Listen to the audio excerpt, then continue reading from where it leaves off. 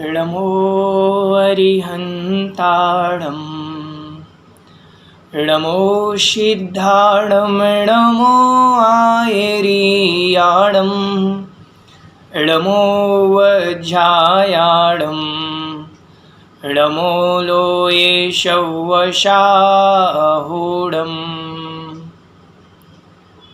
यस्य स्वयं स्वभावाप्ति रभावे कृत्स्नकर्मणः तस्मै संज्ञानरूपाय नमोस्तु परमात्मने। बोले आदिम तीर्थंकर श्री आदिनाथ भगवान की जय। जगत कल्याणी द्वादशांग जिनवाणी माता की जय।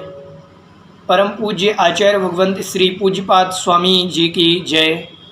परम पूज्य आचार्य भगवंत गुरुदेव श्री विद्यासागर जी महामुनिराज की जय। परम पूज्य निर्यापक श्रमण पूज्य मुनिपुंगव श्री सुधा सागर जी महाराज की जय। अढ़ाई दीपक समस्त महामुनिराजों की जय। सभी को जय जिनेन्द्र। चलिए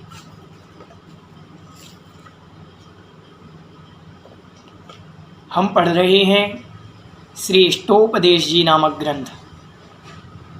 इष्टोपदेश जी में इष्ट उपदेश मतलब प्रिय उपदेश जिनेन्द्र भगवान के द्वारा कहा गया। यह जो उपदेश है यह हमें बतला रही है।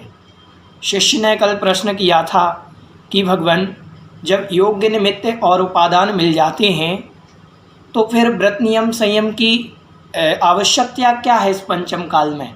तो आचार्य महाराज ने उत्तर दिया था कि व्रतों के द्वारा स्वर्ग में जाना अच्छा है, अव्रतों के द्वारा नरक में जाने से अच्छा। अव्रत के द्वारा नरक में जाएंगे और व्रतों के द्वारा स्वर्ग में जाएंगे। करना चौथे काल का इंतजार है। जैसे दो व्यक्ति तीसरे का इंतजार कर रहे हैं, एक छाया में खड़े होके एक धूप में खड़े होके, तो अच्छा कौन है? जो छाया में खड़ा हुआ है। ऐसे ही जब हमें चौथे काल का इंतजार करना ही है तो हम क्यों ना स्वर्ग आदि में जाकर के व्रत आदि के माध्यम से उस स्थान को प्राप्त करें। फिर शिष्य ने प्रश्न किया तो फिर तो यह जीव आत्मा की उपलब्धि की बात ही नहीं करेगा। जब थोड़े बहुत व्रत नियम संयम के माध्यम से ही स्वर्ग मिल सकता है तो फिर वो व्रत नियम संयम धारण क्यों करेगा, आगे और क्यों बढ़ेगा।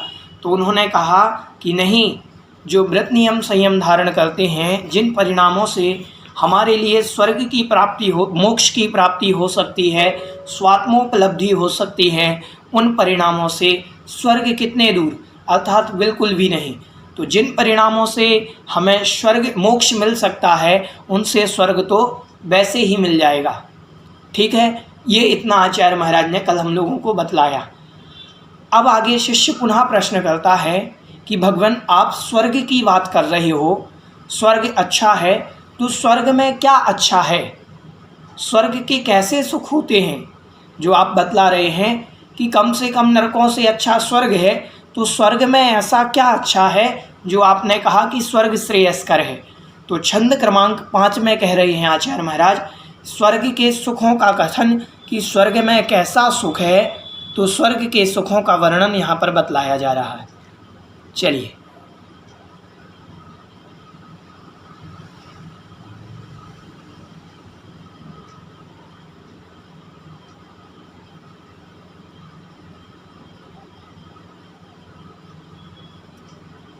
हमने कल छंद क्रमांक 4 तक पढ़ लिया था। आज देखेंगे हम छंद क्रमांक 5, स्वर्गों का सुख। उच्चारण करेंगे सबसे पहले ऋषिकज मनातंकम दीर्घ कालोपलालितम नाकेनाकौकसां सौख्यम नाकेनाकौकसामिव ऋषिकज मनातंकम दीर्घकालोपलालितं नाकेनाकौकसां सौख्यं नाकेनाकौकसामिव ऋषिकज मनातंकम दीर्घकालोपलालितं नाके नाकौकसाम, नाकौकसाम सौख्यम, नाके नाकौकसामिव। ठीक है, एक बार हमारे साथ सभी लोग बोलेंगे। ऋषिकजमनातंकं दीर्घकालोपलालितं, नाके नाकौकसां सौख्यं, नाके नाकौकसामिव। आइए छंद का अर्थ देखते हैं। स्वर्ग के सुखों का कथन कर रहे हैं आचार्य महाराज। शिष्य ने प्रश्न किया कि आपने जो स्वर्ग की बात कही, स्वर्ग में ऐसी क्या विशेषता है, नरक से अच्छा क्या है, कुछ तो होगा। तो स्वर्ग में ऐसा क्या है जहाँ रह कर के चतुर्थ काल का इंतजार करा जाए। तो बता रहे हैं स्वर्ग में ऋषिकज, ऋषिक मतलब होती हैं इंद्रियाँ, और जा शब्द होता है जो इंद्रियों से उत्पन्न हो। तो ऋषिकजम अनातंकम, संधि विच्छेद करेंगे। ऋषिकजम अनातंकम, ऋषिकजम मतलब इंद्रियों से उत्पन्न, अनातंकम आतंक मतलब होता है दुख, और अनातंक मतलब होता है दुख से रहित। इंद्रियों से उत्पन्न और दुख से रहित। दीर्घ काल उपलालितम, दीर्घ काल मतलब लंबे समय तक, उपलालितम मतलब सेवन करने योग्य। स्वर्ग का जो सुख है इंद्रियों से उत्पन्न है, अनातंकम मतलब दुख से रहित है, दीर्घ काल मतलब लंबे समय तक, उपलालितम सेवन करने योग्य है। मतलब लंबे समय का सुख होता है स्वर्गों का, 100, 200, 500 वर्ष का नहीं होता, हजारों लाखों वर्षों का स्वर्ग का सुख होता है। ठीक है, तो इंद्रियों से उत्पन्न है और आतंक से रहित मतलब दुख से रहित है, और दीर्घ काल तक जो सेवन किया जा सके ऐसा वह स्वर्ग का सुख है। नाके मतलब स्वर्ग में, नाकौकशाम, नाकौकशाम मतलब देवताओं का, नाकौकशाम मतलब देवताओं का, नाके मतलब स्वर्ग में, सौख्यम मतलब जो सुख है वह कैसा है, नाके मतलब स्वर्ग में, नाकौकशाम इव स्वर्ग में रहने वाले, नाकौकशाम स्वर्ग के देवताओं के समान, इव मतलब समान ही है। ध्यान से सुने, एक बार और छंद का अर्थ देखें। यहाँ कह रहे हैं स्वर्ग का सुख कैसा है, स्वर्ग का सुख इंद्रिय जन्य है। ऋषिकजम, ऋषिकजम मतलब इंद्रियों से उत्पन्न, अनातंकम आतंक से रहित मतलब दुख से रहित, वहाँ दुख नहीं होता, इंद्रियों से उत्पन्न दुख से रहित, तथा दीर्घकाल उपलालितम, दीर्घकाल मतलब लंबे समय तक, उपलालितम मतलब सेवन करने योग्य है। ठीक है, नाके मतलब स्वर्ग में, नाकौकशाम मतलब देवताओं का, नाक में रहने वाले जो हैं उनको नाकौकशाम कहते हैं। तो नाक मतलब स्वर्ग, स्वर्ग में रहने वाले नाकौकशाम, तो नाकौकशाम मतलब देवताओं का, सौख्यम मतलब जो सुख है वह कैसा है, नाके मतलब स्वर्ग में रहने वाले, नाकौकशाम, नाकौकशाम मतलब देवताओं के, इव मतलब समान ही है। स्वर्ग का सुख कैसा है, तो स्वर्ग का सुख स्वर्ग में रहने वाले देवताओं के ही समान है। ठीक है, और अन्यत्र सुख की उपमाओं से नहीं दी जा सकती। तो देवताओं का सुख देवताओं के सुख के समान है। समझ में आया यहाँ पर? चलिए, यहाँ पर ये कहा कि आचार्य भगवान ने कि स्वर्ग का जो सुख है वह इंद्रिय जन्य है, इंद्रियों से उत्पन्न होता है। स्पर्शन इंद्रिय संबंधी, रसना इंद्रिय संबंधी, घ्राण इंद्रिय, चक्षु इंद्रिय, तो इन संबंधी सुख है, आत्मिक सुख नहीं है। आत्मा से डायरेक्ट सुख जो प्राप्त होता है वह सिद्धों को होता है, अरिहंत परमेष्टि को होता है। तो उनको इंद्रिय जन्य सुख होता है स्वर्ग के देवताओं को, और उनको कोई दुख नहीं होता, शारीरिक संबंधी कोई वेदना नहीं, वो बीमार नहीं होते। उन्हें भूख लगती है तो कंठ से तुरंत अमृत झर जाता है, ठीक है। और दीर्घ काल, लंबे समय तक वो सुख भोगा जा सकता है। सागरों की आयु होती है उस सुख की, तो दीर्घ काल तक जिसे भोगा जा सकता है, ऐसा वह स्वर्ग का सुख है। वह स्वर्ग, नाके मतलब स्वर्ग में रहने वाले, नाकौ कशाम सौख्यम मतलब स्वर्ग में रहने वाले देवताओं का जो सुख है वह कैसा है, तो कहा नाके नाकौ कशामिवे, स्वर्ग में रहने वाले देवताओं के समान ही है। तो उन्हीं का सुख उनके समान है, ऐसी उपमा वहाँ पर दी गई है। समझ में आया सभी को ये छंद? चलिए, किन्हीं की कोई जिज्ञासा हो तो पूछ सकते हैं। रीना जी आपको अनम्यूट कर रहे हैं। रीना जी,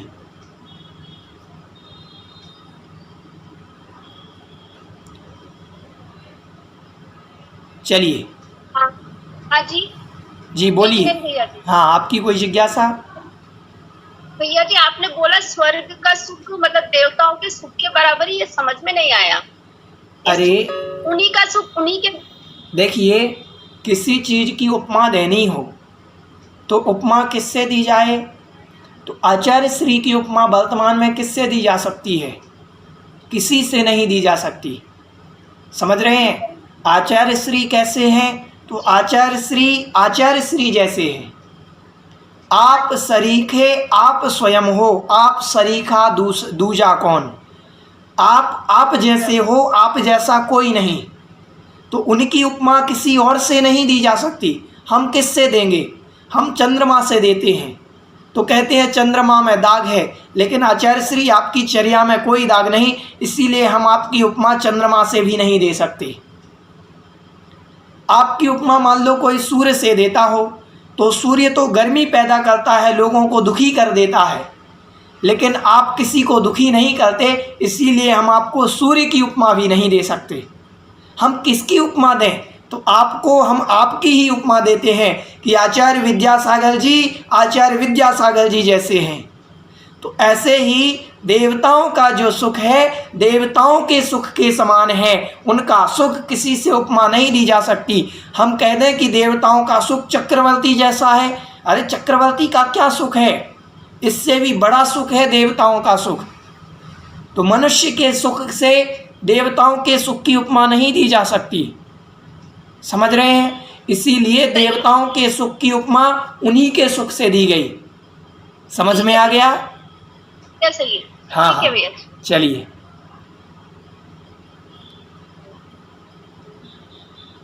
सिद्धेश्वरी जी आपको अनम्यूट कर रहे हैं।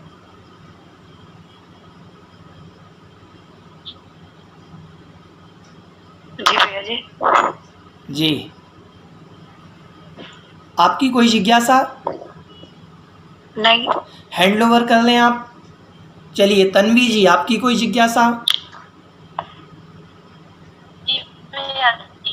कल जो आप चौथा पद बताया था ना, उसका इसका संधि विच्छेद करके अर्थ बता दीजिए। किसका? नयत्यासु का? हाँ, नयत्यासु का नयति आसु, तो मिलकर के बना नयत्यासु। नयति आसु, इनमें यण संधि हुई। कौन सी संधि? यण संधि। तो नयति में जो ई था वो या बन गया, तो नयत्यासु बन गया। ठीक है? तो नयति मतलब ले जाता है, आसु मतलब शीघ्र। ठीक है? और गुरुजी जो तीसरा वाला पद है ना, उसके अंदर सेकंड वाली लाइन मतलब बोलनी नहीं आ रही। कौन सा? थर्ड वाले में सेकंड लाइन। छंद क्रमांक बोलिए पहले। जो तीसरा पद है ना, तीसरा छंद। हाँ, उसके अंदर दूसरी वाली लाइन। नाव्रतैर् छाया तपस्थयोर्भेदः। छाया तपस्थयोर्भेदः प्रतिपालयतोर्महान्। चलिए, और किन्हीं की कोई जिज्ञासा? चलिए, तो यहाँ बतलाया स्वर्ग का जो सुख है, तो स्वर्ग का सुख स्वर्ग के देवताओं के समान है, उनके सुख की उपमा अन्य किसी से नहीं दी जा सकती। ठीक है, चलिए मनोरमा जी, आपकी कोई जिज्ञासा? मनोरमा जी कोटा भैया जी जी। जो ये इस श्लोक का अर्थ है, एक बार फिर से थोड़ा सा रिपीट करेंगे? एक बार और देख लें।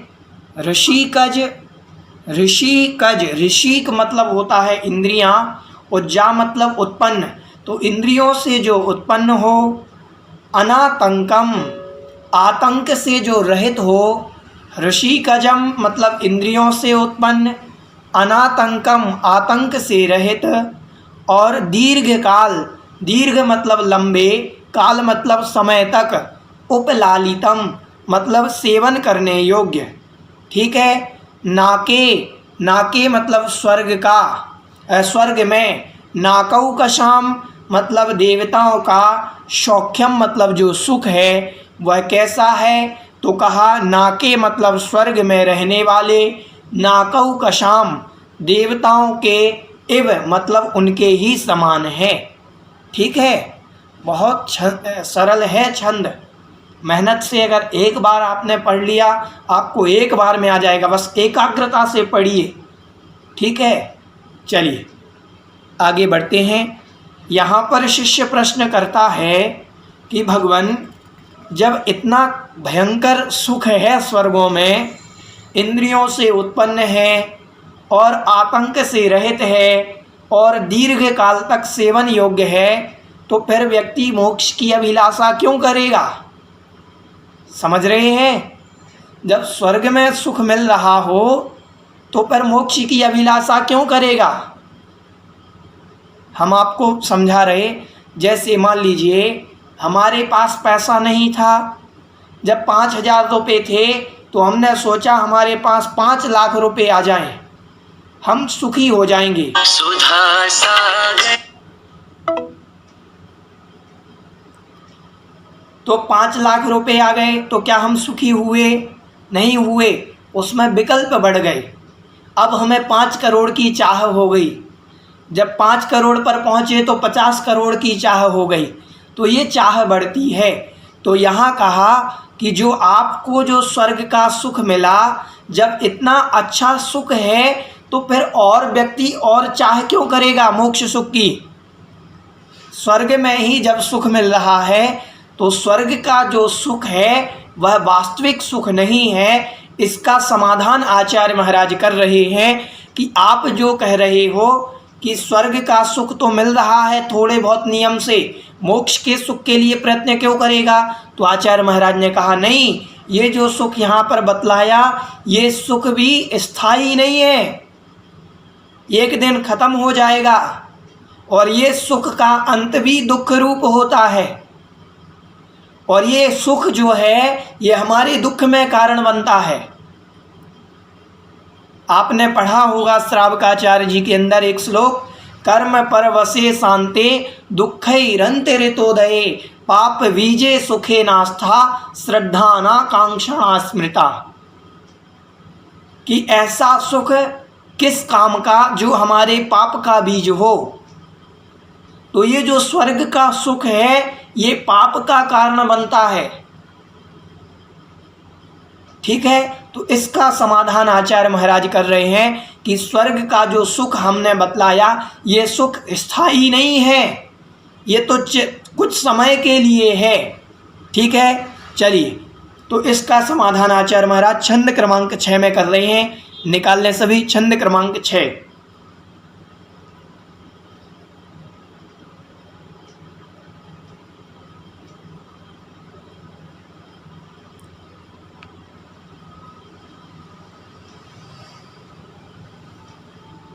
चलिए, इंद्रिय सुख जो है दुख की भ्रांति मात्र है।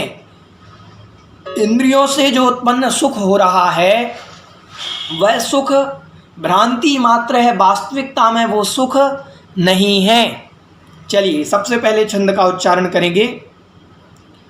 वासना मात्र में वैतत्, वासना मात्र में वैतत् सुखम दुःखम च देहिनां तथा युद्ध्ये जयन्त्येते भोगा रोगा इवापदी वासना मात्रमेवैतत् सुखम दुःखम च देहिनां तथा युद्ध्ये जयन्त्येते भोगा रोगा इवापदी। चलिए एक एक शब्द को देखेंगे। वासना मात्र में वैतत, में वैतत, वासना मात्र में वैतत, जहाँ डबल मात्रा है वहाँ डबल मात्रा का उच्चारण। वासना मात्र में वैतत सुखम दुःखम च देहिनां तथा ह्युद्वे, हिद्वे क्या बोलेंगे इसको, ह्युद्वे आधा हा और या में छोटी ऊ की मात्रा, तो हिद्वे क्या बनेगा, हिद्वे जयन्त्येते, जयन्त्येते, जयन्त्येते तथा ह्युद्वे जयन्त्येते भोगा रोगा इवापदी। ठीक है, चलिए। वासना मात्रमेवैतत् सुखम दुःखम च देहिनां तथा ह्युद्वे जयन्त्येते भोगा रोगा इवापदी। आइए छंद का अर्थ देखते हैं। यहाँ कह रहे हैं वासना मात्र, संधि विच्छेद देखेंगे पहले आपको नीचे अन्वयार्थ और भावार्थ बिल्कुल नहीं देखना है। अगर आप वहाँ देखेंगे तो छंद का बिल्कुल अर्थ नहीं समझ पाएंगे। आप मैं जो छंद बतला रहा हूँ पहले उसको देखेंगे।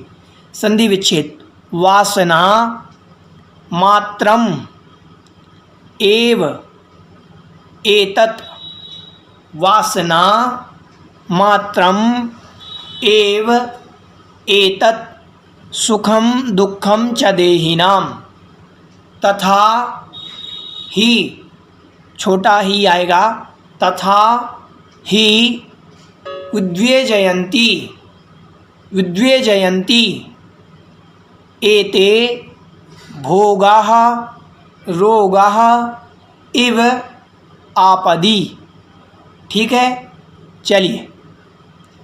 वासना मात्रम, वासना मात्र हैं, वासना मात्रम मतलब वासना मात्र हैं, एव मतलब ही, वासना मात्र ही है, एतत् मतलब यह, सुखम मतलब सुख, दुःखम मतलब दुख, चा मतलब और, सुख और जो दुख हैं, देहिनाम मतलब संसारी प्राणियों के, संसारी प्राणियों के जो इंद्रियजन्य सुख और दुख हैं ये वासना मात्र हैं।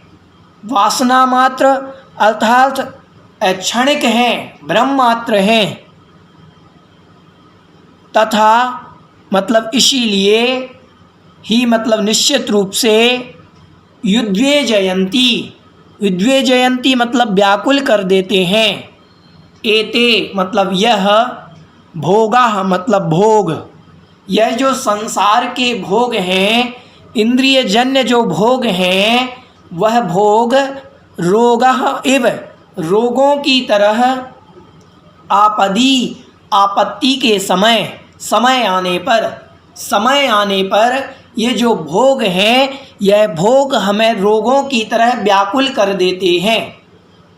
इंद्रियजन्य जो सुख हम अनुभव में ला रहे हैं, इंद्रियजन्य जो सुख हम अनुभूत कर रहे हैं, वह सुख जो है वासना मात्र है, भ्रम मात्र है। वास्तविकता में इंद्रिय जनित जो सुख है वह सुख नहीं है। समझ रहे हैं? जो स्वर्गों में इंद्रियजन्य सुख मिल रहा है वह सुख भी सुख नहीं है, वासना मात्र है, भ्रम मात्र है।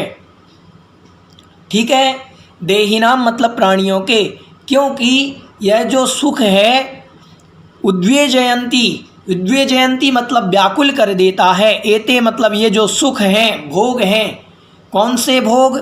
जो सुख संसार के जो इंद्रिय जन्य भोग हैं यह व्याकुल कर देते हैं। कैसे व्याकुल कर देते हैं? रोगः इव, रोगों की तरह, आपदी मतलब आपत्ति के समय, समय आने पर ये भोग संसार के हमारे दुख का कारण बनते हैं, हमें व्याकुल कर देते हैं। इसीलिए ये संसार के संसारी प्राणियों के जो सुख और दुख हैं ये भ्रम मात्र हैं, वासना मात्र हैं। ठीक है, समझ में आया? किन्हीं की कोई जिज्ञासा हो पूछ सकते हैं। चलिए 1 मिनट मैं सबको हैंड ओवर कर रहा हूँ, फिर जिनकी कोई जिज्ञासा हो वो पुनः हैंड रेस करेंगे। चलिए ऋचा जी जबलपुर।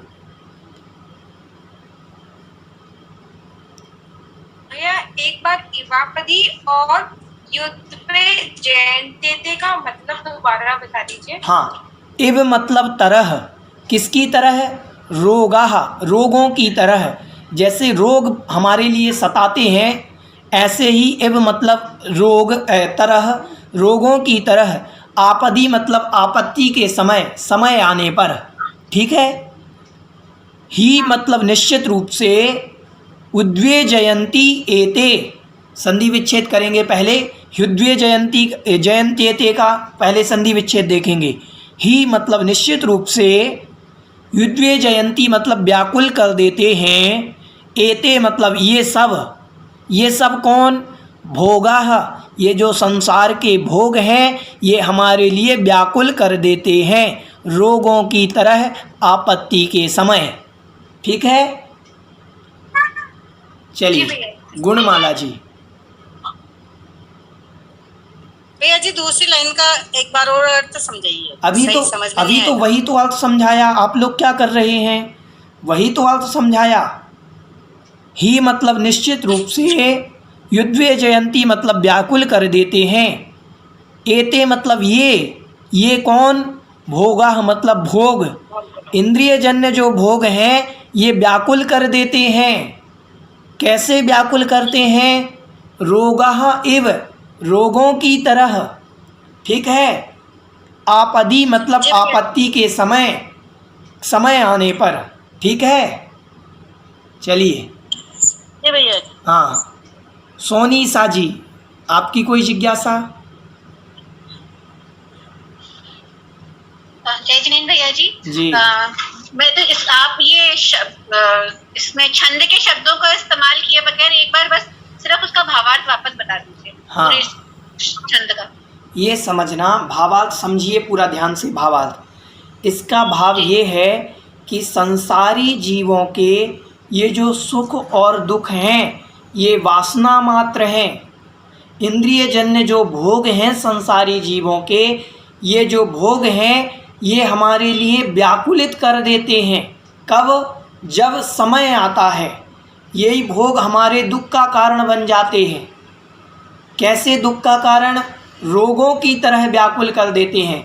जैसे कोई रोग हमारे लिए लग जाए तो रोग जितना व्याकुलित कर देता है हमारे लिए, वैसे ही ये संसार के भोग हैं हमें व्याकुलित कर देते हैं। समझ में आया? तो यहाँ पे आचार्य श्री समझा रहे हैं कि जो स्वर्गों का सुख है हाँ, वो भी एक तरह से रोगों की तरह व्याकुलित कर देता है देवों को। बिल्कुल। अब इसका उदाहरण हम आपको बतलाते हैं। जैसे कोई स्वर्ग में है, स्वर्ग में भी देवों की कैटेगरीज होती हैं। ठीक है। इंद्र सामानिक त्रायस्त्रिंस पारिषदात्म रक्ष लोकपालानिक प्रकीर्ण का वियोग किलविसिका। एक सूत्र आता है तत्वाल सूत्र जी के अंदर कि इंद्र सामानिक त्रायस्त्रिंस, ये छोटे छोटे देव होते जा रहे हैं। देखो, इंद्र सामानिक त्रायस्त्रिंस पारिषद आत्मरक्ष लोकपाल अनीक प्रकीर्णक और किलविस, ये छोटे छोटे देव हैं। छोटे छोटे देव से मतलब एक ही स्वर्ग में उत्पन्न हुए, लेकिन एक राजा है, एक मंत्री है, एक सांसद है। जैसे अपने यहाँ होते ना, अपना राजा कौन? प्रधानमंत्री। प्रधानमंत्री के बाद अपना मुख्यमंत्री, फिर सांसद, फिर विधायक, फिर सरपंच, फिर वार्ड मेंबर। समझ रहे हो? वार्ड मेंबर के अंडर में जो कर्मचारी। तो ऐसे ही देवों में कैटेगरीज होती हैं। अब जो जितने छोटे छोटे देव होते हैं, इन छोटे छोटे देवों को अपने से बड़े देव की आज्ञा माननी पड़ती है। वो जो कहेंगे वो करना पड़ता है। अब उसका मन नहीं है फिर भी करना पड़ेगा, तो दुख होगा कि नहीं होगा? हाँ। ठीक है, तो वहाँ पर भी दुख है स्वर्गों में। अब वहाँ पर किन्हीं देवताओं की देवी का वियोग हुआ तो अपने देवी आदि का वियोग होने पर भी वो व्याकुलित होते हैं। किसी देवी के देव का वियोग हुआ तो वहाँ पर बहुत व्याकुलित होते हैं, और इतनी व्याकुलता होती है, इतने भयंकर व्याकुल होते हैं कि उस व्याकुलता के कारण वो त्र्यंच गति आदि का बंद कर लेते हैं वो देव। तो बताओ, वही संसार का जो राग था उस देव ने अपनी देवी से राग किया। ध्यान से सुनना। अब वो देवी संसार को, उसकी आयु पूर्ण हुई, वो स्वर्ग से च्युत हो गई। अब इस राग के कारण ये बिलपता रहा उस देवी के वियोग में। अब उस इतने बिलपा, इतना रोया, इतना दुखी हुआ, उसी समय इसको नवीन आयु का बंध हुआ, और वो दुख के समय जो नवीन आयु का बंध हुआ वो त्र्यंच आयु का बंध हो गया। तो बताओ, ये राग जो उसने अपनी देवी के प्रति किया था, ये तो भोग था। अब यही भोग दुख का कारण बन गया, त्र्यंच गति का कारण बना कि नहीं बना उस देव के लिए? हाँ। समझ रहे हैं?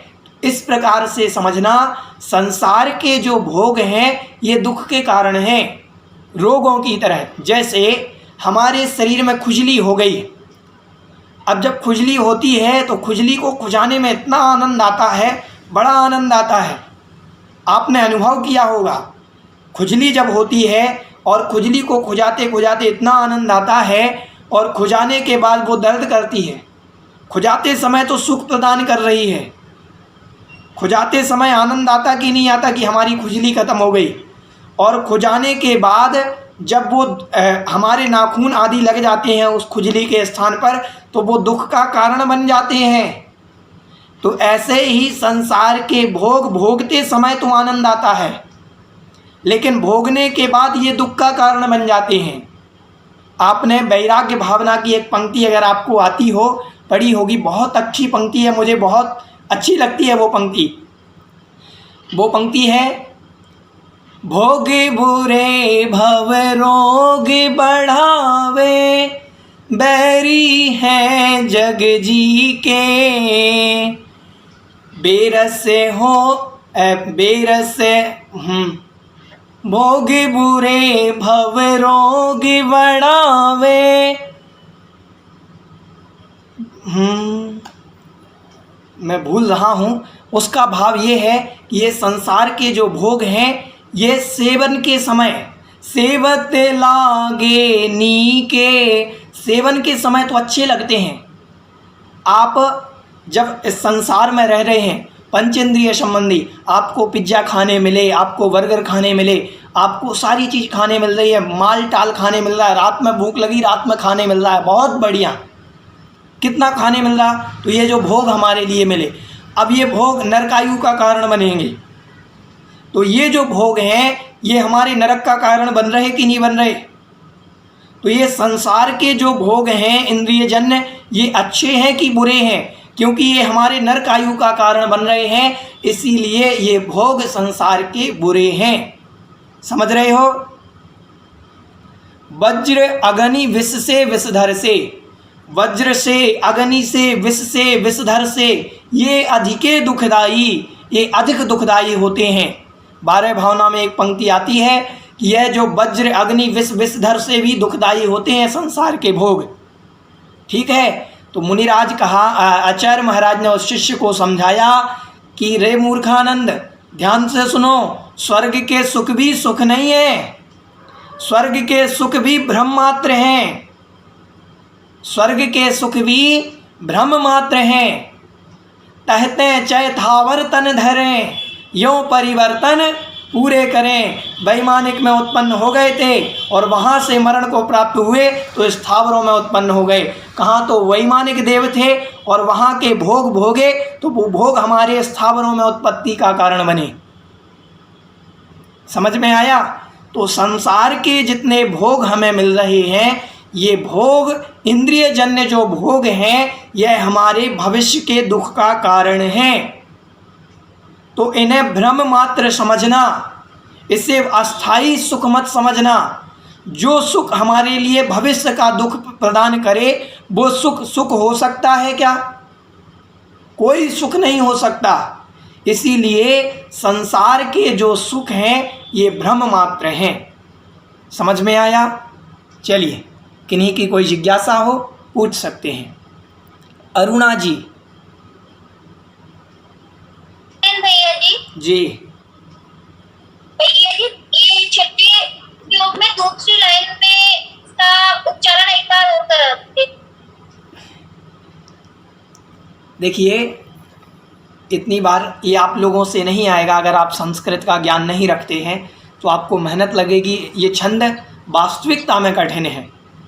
तथा युध्ये जयन्त्येते, तथा युध्ये जयन्त्येते, तथा युध्ये जयन्त्येते, तथा युध्ये। हाँ, ऐसे पढ़ना है। वो मेहनत लगेगी आप लोगों को। संस्कृत के ज्ञाता ना होने के कारण ये थोड़ी सी कठिनाई आ सकती है। बाकी की संस्कृत बहुत सरल होती है पढ़ने में। तथा युध्ये जयन्त्येते भोगा रोगा एवापदी। इसमें जो लिखा होता है, संस्कृत की एक विशेषता होती है, इसमें जो लिखा है वही पढ़ना होता है। ये इंग्लिश मूर्खों की भाषा नहीं है। लिखा नॉलेज है, उसमें के साइलेंट, डी साइलेंट, क्या क्या साइलेंट है मालूम ही नहीं। संस्कृत में जो लिखा वही उच्चारण, इसमें कोई शब्द साइलेंट नहीं होता। तो इंग्लिश जो भाषा होती है ये मूर्खों की भाषा होती है। संस्कृत जो होती है विद्वानों की भाषा, इसमें कोई शब्द साइलेंट नहीं, बस उसका उच्चारण शुद्ध होना चाहिए। ठीक है, चलिए। हाँ, सोना जी पीपलू, आपकी कोई जिज्ञासा? हाँ भैया जी, तीसरे छंद का अर्थ बता दीजिए एक बार। देखिए, प्रयास ना करें, ये शिविर चल रहा है। अगर ये शिविर ना होता तो हम आपको मेहनत करके एक एक दिन में एक श्लोक पढ़ाते। शिविर में आप मेहनत करें और पढ़ाई करें स्वयं से। देखिए, शिविर में क्या होता है, हमारा लक्ष्य होता है कि कम से कम हमें 10 दिन के शिविर में 20 श्लोक पूर्ण करने हैं। तो अगर 20 श्लोक ही नहीं हुए, 10 हुए, तो पढ़ने से क्या फ़ायदा हुआ? इसीलिए आप मेहनत करें। जो चीज़ समझ में नहीं आएगी हम आपको बतला देंगे। बहुत तीसरा जैसा श्लोक आपको समझ में नहीं आया, फिर ये तो छठवा तो आपको कभी नहीं आएगा। तीसरा श्लोक अगर आपको समझ नहीं आया तो छठवा श्लोक तो आपको कभी नहीं आएगा। तीसरा श्लोक तो सबसे सरल श्लोक है। दूसरा श्लोक कठिन होता है दूसरे नंबर का, और ये छठवें नंबर का। जिनको ये समझ में आ गए उनको सब समझ में आ सकते हैं। आप मेहनत करें, आपको सब समझ में आएगा। जो नहीं आएगा ग्रुप पर आप भेज दीजिएगा, हम उस पर समझा देंगे। अभी और किन्हीं की कोई जिज्ञासा हो पूछ सकते हैं। चलिए, समझ में आया सभी को? तो यहाँ पर संसार के ये जो सुख हैं ये हमारे भ्रम का कारण है। आप जितने भी लोग देखो, ये सुख ही संसार के जितने सुखी लोग हैं वो ज़्यादा दुखी होते हैं। तो संसार के ये जो सुख हैं हमारे लिए ये भ्रम, हमारे दुख का कारण ना बन जाए। इसीलिए संसार के भोगों की वांछा नहीं करना, संसार में सीमित रहना, समता भाव रखना, इंद्रिय जन्य जो सुख हैं। हम आपसे एक प्रश्न करना चाहते हैं। मान लीजिए अपन सोचते हैं ये इंद्रिय जन्य हमारे लिए सुख प्रदान कर रहा है। ये कूलर सामने चल रहा है, ये कूलर सर्दियों में यही दुखदाई होगा, और यही कूलर अभी चल रहा है, ये एसी अभी चल रही है सुबह 5 से 6 बजे। सुबह जब 3 बजे 2 बजे आप लोग जब 3 बजे के बाद अपन उठते हैं तो अपन कूलर को कम करते, एसी को कम कर देते हैं। क्यों कर देते हैं? यही दुख का कारण बन सकते हैं, हमारे लिए 3 दिन बीमार कर सकते हैं। तो यही वस्तु हमारे लिए अभी प्रिय है और यही वस्तु हमारे लिए दुखदाई बन सकती है। तो ये वस्तु क्षणिक है। ये कूलर का सुख, एसी का सुख, पंखे का सुख, ये हमारे लिए 2 महीने का सुख है। 2 महीने बाद यही दुखदाई हो जाएगा। तो संसार के जितने भी सुख हैं इंद्रियजन्य, ये भविष्य के लिए दुखदाई हैं। तो इसलिए हमें चाहिए कि हमें संसार के सुखों में उलझना नहीं है। ठीक, चलिए आज बस इतना ही। मैं सोच रहा था कि 3-3 श्लोक लेंगे, ज़्यादा से ज़्यादा आपको स्वाध्याय का लाभ मिले, लेकिन नहीं हो पा रहा है। चलिए, बोलिए जगत कल्याणी द्वादशांग जिनवाणी माता की जय।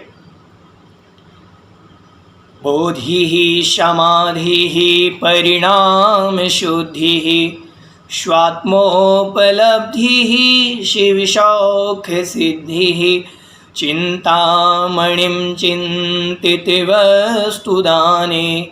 त्वां वन्द्यमानस्य ममस्तु देवी 9 बार नमोकार।